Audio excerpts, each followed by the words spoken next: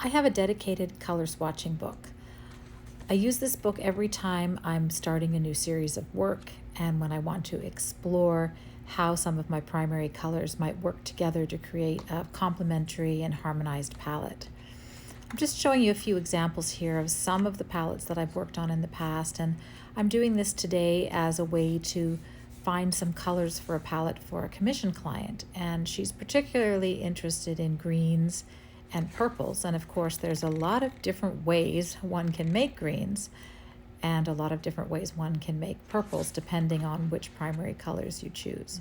So I started my investigation by going back to my trusty color palette book and going through and seeing some possible palettes that I'd used in the past that might be a starting point for a more detailed swatching experiment. And I put a little sticky on this page because that one was leaping out as a great candidate for greens and purples.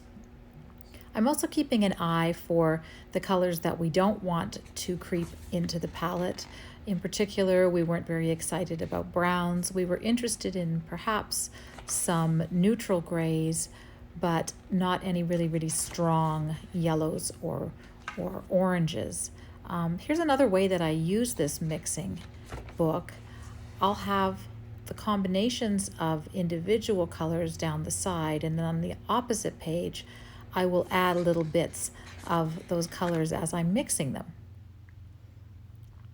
So I start by writing the names of the colors I'm interested down the side margin of the book, and then going through and making as many different variations of shades as I can, plotting them down in a linear order, and then plopping them onto that opposing page into kind of a grid fashion, just so I can see how different colors butt up against one another. And then I also like to swatch in a kind of non-traditional way. I like to make a bunch of thumbnails in a book and then go through with my catalyst wedge and just create some little miniature compositions with all of the different colors I'm mixing as I go.